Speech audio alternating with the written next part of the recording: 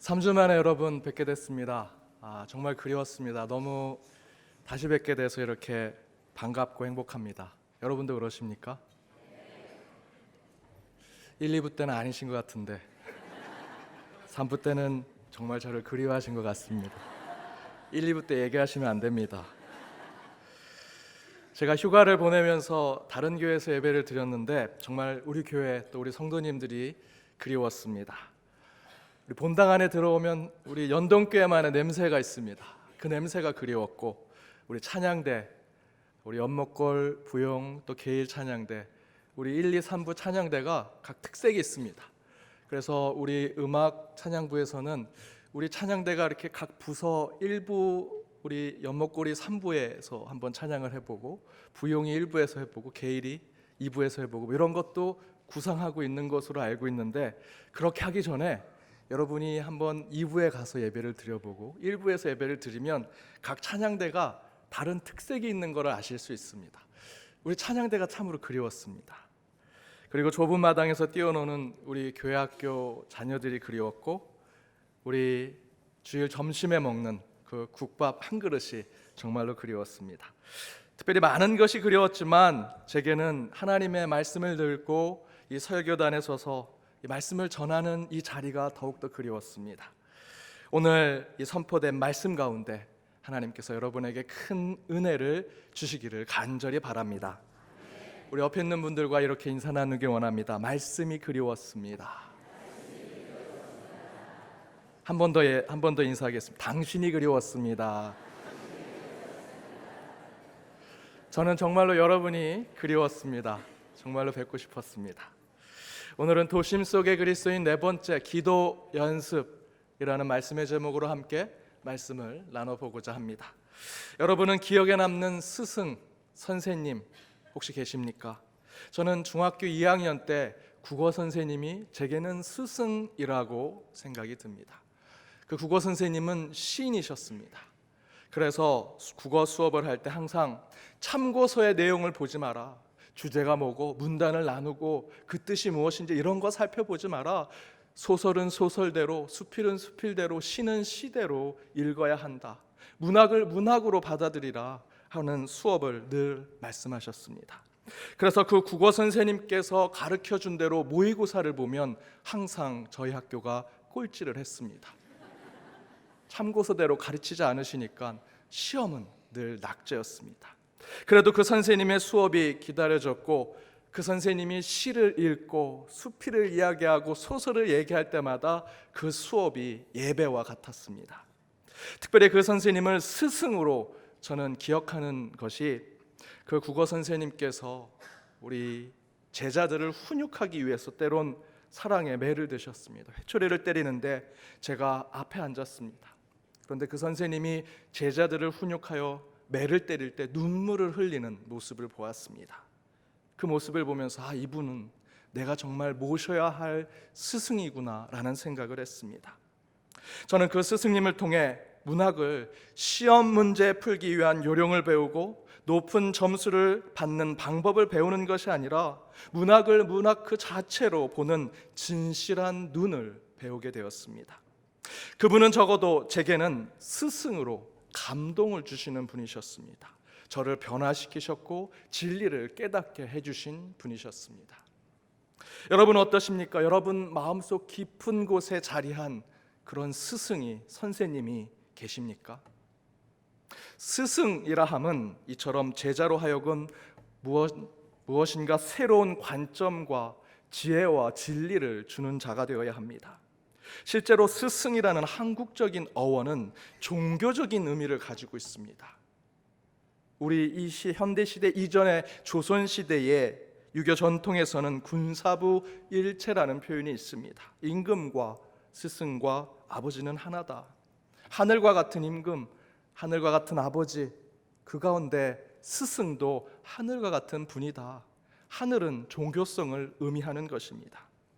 또한 유교가 지배하던 이전 시대에도 스승이란 표현이 있었습니다. 그 표현은 제사장을 또는 행정수반을 의미한다고 했습니다.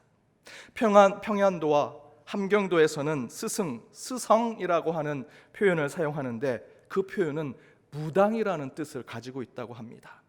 미래를 예측하는 자, 갈등을 중재하는 자. 따라서 스승은 영적으로 그 제자들을 감동시켜야 합니다. 그들을 변화시켜야 합니다. 그런데 우리 예수님도 당시 사람들에게 스승, 랍비였습니다. 유대 사회에서 랍비라는 의미도 실제로 종교적인 의미를 가지고 있었습니다. 따라서 예수님 시대에 이스라엘 사람들이 예수님을 랍비요, 스승, 선생이라 불렀다면 그 안에는 단순한 지식을 얻고 세상을 살아가는 요령을 배우고 물질을 얻고자 하는 복을 받고자 예수님을 랍비로 부른 것이 아니다라는 것이지요. 랍비, 스승이신 예수님은 우리에게 영적인 감동을 주는 분이셨습니다. 그런 예수님은 우리 인간에게 지혜를 깨닫게 하시고 진리를 알게 해주시는 스승이었다라는 것입니다. 그렇다면 예수님을 스승으로 모시는 제자들은 그 예수님을 통해 영원한 진리, 영원한 지혜를 얻고자 많은 질문들을 했을 것입니다. 논어에 보면 수많은 공자의 제자들이 공자에게 질문을 던지지요. 그러나 성경은 제자들의 많은 질문이 적혀져 있지 않습니다. 손꼽을 정도로의 몇 가지 질문만을 예수님께 던집니다. 그 가운데 매우 중요한 질문 하나가 바로 오늘 던져집니다. 오늘 본문 누가복음 11장 1절 말씀입니다. 함께 읽겠습니다. 예수께서 한 곳에서 기도하시고 마치심에 제자 중 하나가 여짜오되 주여 요한이 자기 제자들에게 기도를 가르친 것과 같이 우리에게도 가르쳐 주옵소서. 세상의 이치, 하늘의 진리를 알고 계신 예수님께 제자들이 많은 질문을 하지 않습니다. 몇 개 되지 않은 손꼽을 정도의 질문을 하는데 그 가운데 하나가 바로 오늘 본문에 나와 있는 기도에 대한 질문이라는 것입니다. 영성에 대한, 신앙에 대한 진리와 지혜를 얻고자 우리는 수많은 질문을 예수님께 할 수 있습니다. 주님, 예배는 어떻게 드립니까? 찬양은 어떻게 해야 합니까? 스승님, 말씀의 해석은 어떻게 해야 합니까? 그런 질문을 제자들은 하지 않았다라는 것이죠.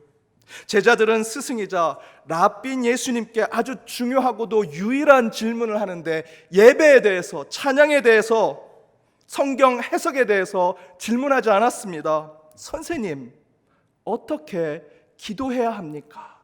라는 질문을 했다는 것이 매우 중요합니다.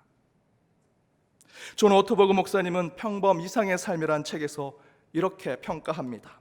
유대인인 제자들이 기도에 대해 전통했을 것임을 생각할 때 제자들이 유대인입니다. 기도에 대해서 누구보다 더 잘할 것이라 생각했을 때 그들이 예수님께 기도는 어떻게 해야 합니까? 라고 질문한 것은 매우 놀라운 일이라고 평가하고 있습니다.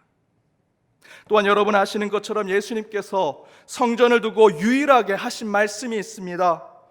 성전은 찬양을 부르는 곳이다. 성전은 경건하게 예배를 드리는 곳이다. 성전은 구제하고 봉사하는 사람들이 모여있는 곳이다 라고 말씀하지 않으셨습니다. 예수님께서 성전을 두고 말씀하신 것은 성전은 만민이 기도하는 곳이다 라고 말씀하셨습니다. 따라서 영성을 품고 살고 영혼에 필요한 삶을 추구하며 살아가는 그리스도인들은 무엇보다도 어떻게 기도할 것인가, 어떻게 이 성전에서 기도하는 영성을 키우고 연습하며 훈련하고 살아갈 것인가를 우리는 깨달으며 살아가야 한다는 것입니다.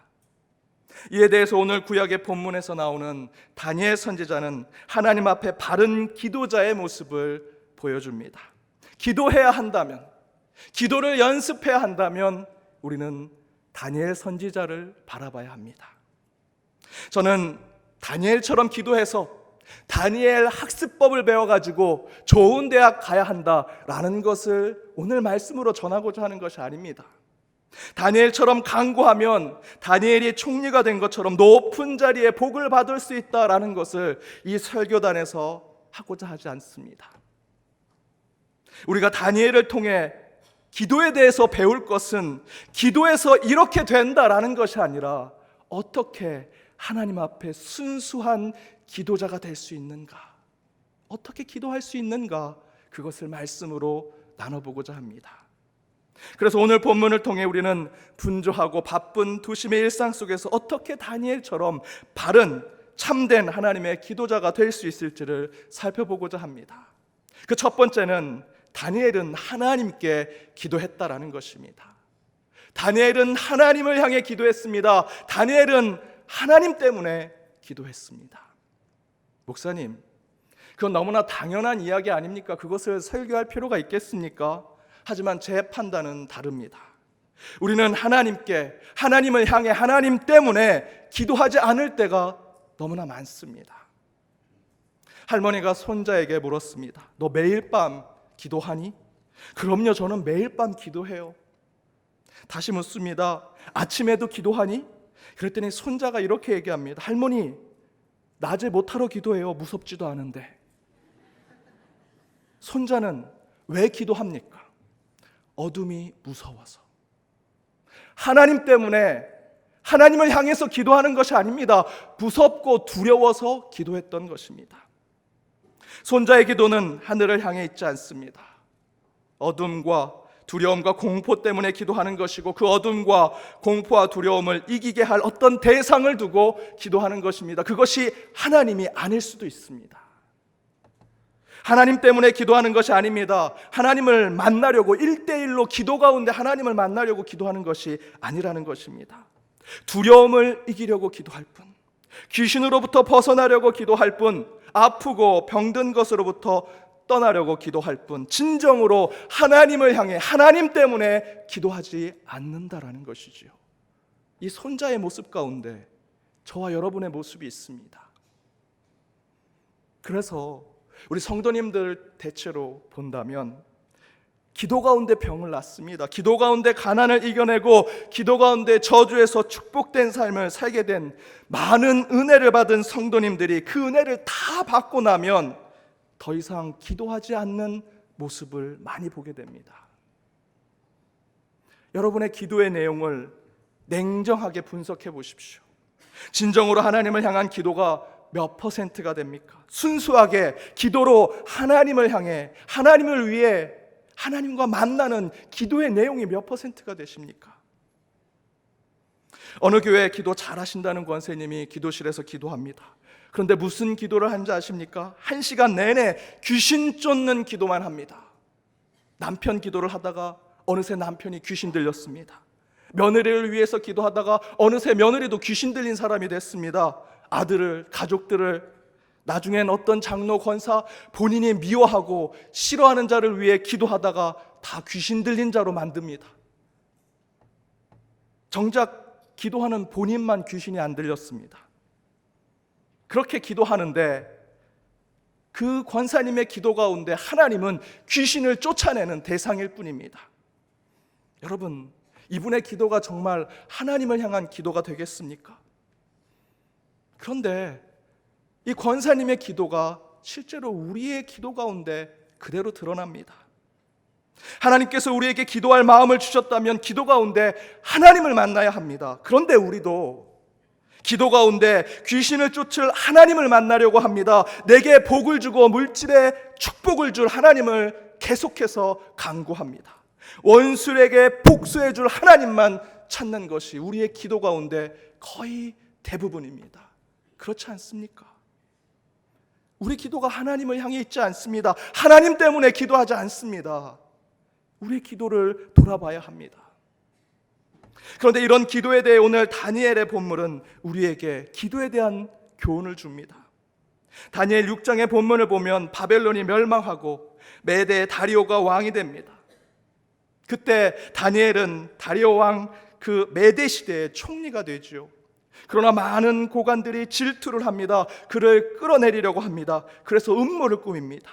30일 동안 왕에게만 기도하고 절을 하도록 금령을 내리죠. 왜냐하면 다니엘은 여호와 하나님께 매일같이 기도하는 자를 그들이 알고 있었기 때문입니다. 그것을 이용해서 다니엘이 왕에게 절하고 기도하지 않는 자로 음모를 꾸미려고 했던 것입니다. 이에 대해서 다니엘이 어떤 태도를 취합니까? 10절의 말씀입니다. 함께 읽겠습니다. 다니엘이 이 조서에 왕의 도장이 찍힌 것을 알고도 자기 집에 돌아가서는 윗방에 올라가 예루살렘을 향한 창문을 열고 전에 하던 대로 하루 3번씩 무릎을 꿇고 기도하며 그의 하나님께 감사하였더라. 다니엘이 이 조서는 무엇입니까? 금령입니다. 30일 동안은 다리오 왕에게만 기도하고 절해야 된다. 그 조서를 알고 있음에도 불구하고 그곳에 왕의 도장에 찍힌 것들을 알고도 다니엘은 자신의 기도의 방법대로 여호와 하나님께 기도하고 있습니다. 여기에서 그의 하나님께라고 하는 표현이 나옵니다. 이 표현은 AD 400년경에 쓰여진 구약 성경을 라틴어로 번역한 멀게이트 역에서는 이렇게 번역하고 있습니다. 코람데오. 여러분 아시지요? 코람데오. 하나님 앞에서 10절에서 왕의 조서로 왕에게만 기도하고 왕 앞에서만 간구해야 하는 그런 명령을 다니엘이 받았음에도 불구하고 다니엘은 코람데오, 오직 하나님 앞에서만 기도하는 자로 서 있습니다. 그것은 단순히 그렇게 행동한 것이 아닙니다. 그의 심중, 그의 마음, 다니엘의 영혼이 오직 하나님 앞에 서 있는 것입니다. 코람데오의 기도자로 서 있는 것입니다. 다니엘을 모함하고 다니엘을 음모를 꾸며서 원수와 대적들에게 언제든 해를 입게 되거나 음모와 계략으로 사자굴에 들어갈, 그래서 사자밥이 될지도 모르는 상황이 눈앞에 닥쳐왔지만 다니엘은 하나님 외에 다른 것을 보지 않습니다. 다니엘 눈앞에 사자굴이 아른거립니다. 기도하는 가운데 그러지 않겠습니까? 금령은 곧 법입니다. 왕에게 절하거나 기도하지 않으면 사자굴에 들어갈 텐데 그 사자굴이 기도할 때 아른거립니다.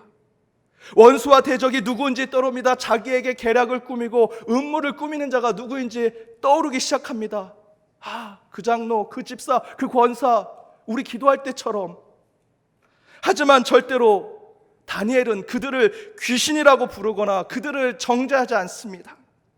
코람데오, 하나님 앞에서 기도자로 서서 늘 하던 대로 언제나 그렇게 하나님을 향해 기도합니다. 하나님을 위해 기도합니다.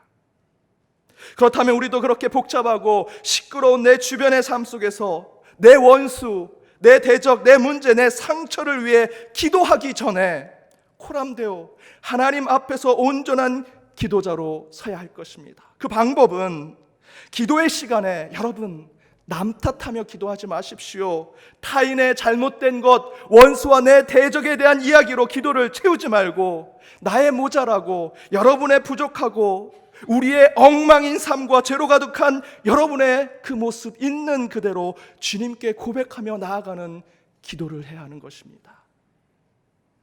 그것이 우리의 참된 기도를 주님 앞에 드리는 것이죠. 기도의 영성가 리차드 포스턴은 이렇게 얘기합니다. 우리는 하나님 앞에 결정과 단점들을 가지고 있는 모습 그대로 가야 한다. 사랑에 가득한 아버지 앞에선 어린아이처럼 우리는 마음을 활짝 열고 간구해야 한다. 우리는 기도할 때 좋은 것과 나쁜 것을 가리려고 하지 말아야 한다. 사랑하는 여러분, 우리가 그리스도인이라면 바른 기도자로 서야 할 것입니다. 제자들처럼 딱 한 가지 하나님께 질문하고 요청해야 한다면 하나님, 어떻게 기도해야 합니까? 라고 물어야 합니다. 그때 하나님의 바른 기도자였던 다니엘은 하나님을 향한 기도자가 되고자 그의 삶으로 우리에게 기도의 모습을 가르쳐주고 있습니다. 코람데오, 하나님 앞에 서 있는 기도자. 그 모습은 다른 것이 아닙니다. 다른 사람의 이야기로, 원수와 대적의 이야기로, 나를 싫어하고 내가 미워하는 내 이웃의 이야기로, 나를 억울하게 만든 타인의 이야기로 기도를 채우는 것이 아니라 모자라고 부족하고 죄 많은 기도자 자신의 이야기로 하나님께 솔직하게 나아갈 때 우리의 기도는 하나님을 향하고 하나님 앞에 바로 선 기도가 될 것입니다. 하나님께 있는 그대로 나아가는 자, 그 훈련과 그 연습이 있을 때 우리는 바른 기도자가 될 수 있습니다. 두 번째는 다니엘은 성숙한 기도자였지만 그는 초보자처럼 기도했습니다. 제가 전임 전도사로 풀타임으로 목회 사역을 시작할 때 아직 결혼하기 전에 전임 전도사가 되었습니다. 그런데 제가 모시고 있던 그 위임 목사님께서는 제가 아직 총각 목사인데도 불구하고 100일 축하 신방, 첫돌 축하 신방에 저를 계속 보내셨습니다. 저는 아기를 안아본 적이 없었습니다. 결혼도 안 했는데 제가 아기를 어떻게 알겠습니까? 그땐 또 아기를 별로 좋아하지도 않았습니다. 그런데 자꾸 저를 그 신방에 보내시는 겁니다. 너무나 불편하고 힘들었습니다. 일부러 인형 가지고 안아보기도 하고 어떻게 기도해야 되나. 그 교회는 아기 신방을 가면 반드시 아기를 안고 머리에 손을 얹고 기도하게 되어 있습니다. 그런데 그렇게 몇 번 제가 아기 신방을 갔는데 기도가 익숙해지는 겁니다. 처음에는 기도문도 다 적어갔습니다. 달달 외워서 가서 기도했는데 한 10번쯤 신방을 갔더니 이제 익숙해졌습니다. 기도 준비를 하지 않아도 야 이제 이쯤이야, 뭐 총각 목사라도 결혼 안 해도 애 안아보지 않아도 이제 아기 신방은 쉬운 거야 생각하고 갔습니다. 첫돌 신방에 갔는데 아이 이름이 형석이었습니다. 그래서 제가 아이를 안고 기도하기 시작했습니다.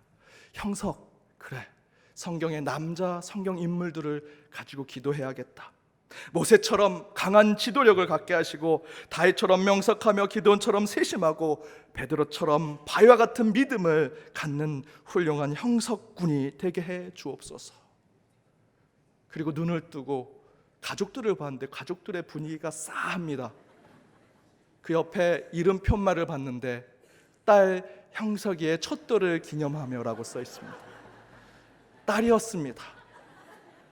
저는 이름만 보고 아들인 줄 알고 성경의 남자 인물들을 가지고 기도했는데 얼마나 부끄러운지, 제가 준비하지 않았던 그 모습, 그런 저의 모습이 너무나 부끄러워서 밥도 먹지 않고 돌아와서 회개기도 했습니다.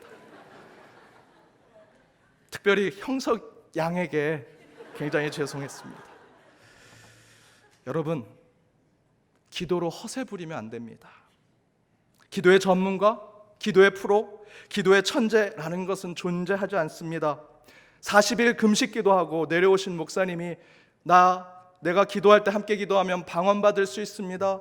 내가 신유의 은사를 나타낼 수 있습니다. 여러분, 제가 예언합니다 라고 얘기하시는 목사님이 있을 수는 있지만 여러분, 기도로 그런 허세, 잘못된 권위 부려서는 안 됩니다. 여러분, 기도로 자랑할 것이 무엇이 있겠습니까? 하나님을 1대1로 만나는 것이 기도인데 기도로 자랑할 것은 아무것도 없습니다. 기도는 오늘 누가복음의 본문처럼 하나님께 묻고 배우고 연습하고 훈련하는 것이지 기도로 전문가가 되고 기도로 실력자가 되는 것은 있을 수 없습니다. 여러분 보시기에 우리 장로님들 앞에서 대표 기도하실 때 나라와 민족을 위해서 기도하고 우리 교회를 위해서, 우리 교회 성도님들 각 가정을 위해서 그렇게 대표 기도자가 돼서 기도하니 이렇게 유창하게 기도하는 우리 장로님들의 모습을 보니 정말 기도의 전문가구나라고 생각하실지 모르겠지만 전혀 그렇지 않으십니다. 제가 뒤에서 보지 않습니까? 기도하실 때 다리가 사시나무처럼 떨리십니다. 기도문을 써가지고 넘길 때 발발발 떨면서 넘기십니다. 그렇다고 여러분 눈 뜨고 보시면 안 됩니다. 가끔 제가 식사 기도를 장로님께 부탁하면 장로님들이 우리 중고등부 학생처럼 김 장로가 기도해, 최 장로가 기도해, 서로 기도를 미루십니다. 여러분, 기도만큼 부담스럽고 떨리고 긴장되는 게 없습니다.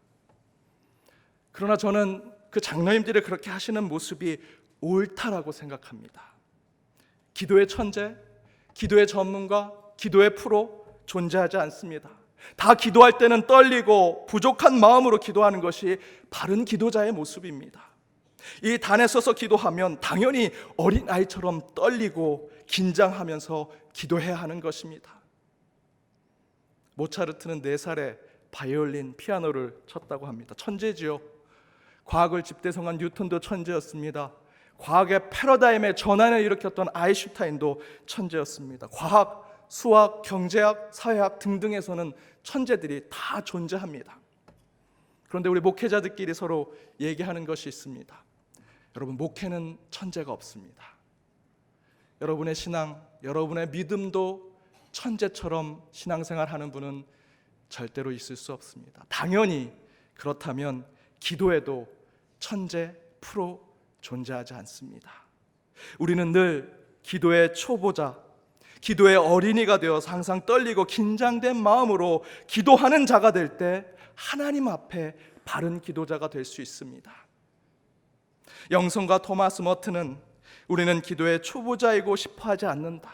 저를 비롯해서 여러분도, 저 목사입니다, 우리 장로님들 많이 계십니다, 이번에 피택 되신 분들도 계십니다, 신앙생활 30년, 40년 했습니다. 기도만큼은 전문가가 되고 싶지만 그렇게 다 생각하지요. 그러나 토마스 머튼은 이렇게 얘기합니다. 그러나 우리는 평생 초보자일 수밖에 없다는 사실을 받아들이자. 다니엘 말씀 10절을 다시 한번 보십시오. 다니엘이 조서에 왕의 도장이 찍힌 것을 알고도 자기 집에 들어가서는 윗방에 올라가 예루살렘으로 향한 창문을 열고 전에 하던 대로 하루에 3번 무릎을 꿇고 기도하며 그의 하나님께 감사하였더라. 다니엘은 평생 기도한 사람이죠. 여러분 아시는 것처럼 다니엘은 기도에 성숙한 자였습니다. 기도의 전문가였습니다. 기도의 프로입니다. 그런데 다니엘이 어떻게 기도했습니까? 10절의 말씀대로 윗방에 올라가서 장소를 정해두었습니다. 예루살렘을 향해 기도합니다. 방향을 정해두었습니다. 창문을 열고 기도합니다. 기도하는 장소의 상태를 준비했습니다. 하루에 3번 횟수를 정했습니다. 무릎 꿇고 기도했습니다. 자세를 정해두고 기도했습니다. 기도에 성숙한, 기도의 프로처럼 생각한 다니엘도 기도의 루틴을 가지고 있습니다. 어떤 패턴과 루틴과 방법을 반복하면서 다니엘도 기도하고 있는 것입니다. 여러분, 어떤 루틴과 어떤 패턴을 반복하는 사람들, 특별히 그렇게 운동하는 사람들, 어떤 사람들입니까? 초보자들, 연습생들. 여러분, 운동을 막 배우는 사람들은 시스템을 가르쳐줍니다. 패턴을 가르쳐줍니다. 그것을 반복해서 연습해야 잘할 수 있습니다. 그런데 다니엘이 지금 어떻게 기도하고 있습니까? 초보자처럼, 연습생처럼 장소를 정하고 방향을 정하고 횟수를 정하고 자세를 정하면서 기도하는 것입니다. 그는 평생 기도의 연습생처럼, 초보자처럼 기도하는 것입니다. 그래서 다니엘은 기도의 성숙자가 된 것이지요. 다니엘은 늘 나는 기도의 연습생이야, 초보자야, 늘 모자라 라고 생각하며 하나님 앞에 겸손하게 기도했기 때문에 그의 기도는 하나님께 응답이 된 것입니다. 사랑하는 여러분, 다니엘은 기도의 초보자처럼 기도했지만 하나님의 보호하심과 인도하심 가운데 늘 응답을 받으며 살아간 자였습니다. 우리도 바로 이 다니엘의 기도의 연습을 닮아야 할 것입니다. 저와 여러분, 기도의 초보자입니다. 늘 연습생이라 생각해야 합니다. 매번 기도할 때마다 떨리고 긴장된 마음으로 기도하는 훈련, 기도하는 연습을 하며 주님 앞에 코람되어 나아가야 할 것입니다. 참된 기도자로 서고 싶으십니까? 평생 기도의 연습생으로, 기도의 초보자로 다니엘처럼 기도하며 살아가십시오. 그때 하나님께서 우리의 기도를 받으시고 우리의 기도를 지켜주실 것입니다. 그런 기도자로 한 주 연습하며 훈련하는 저와 여러분이 되기를 주님의 이름으로 축복합니다. 기도하겠습니다. 우리의 간구를 들으시는 하나님, 말씀을 사모하여 저희들이 이 자리에 나왔습니다. 주님, 오늘 말씀 가운데 참된 기도자로 서지 못하고 기도에 능력이 있는 것처럼 영적 허세와 쓸데없는 권위로 살아온 저희의 삶을 용서하여 주옵소서. 제자들처럼 어떻게 바르게 기도할지 하나님께 묻는 자들이 되게 하여 주옵시고, 기도하되 다니엘처럼 하나님 앞에 코람데오의 마음으로 기도하게 하여 주옵소서. 또한 늘 기도의 초보자처럼, 기도의 연습생처럼 겸손한 기도자가 되어 하나님의 뜻대로 살아가는 자들 되게 하여 주옵소서. 이 모든 간구 예수님의 이름으로 기도드립니다. 아멘.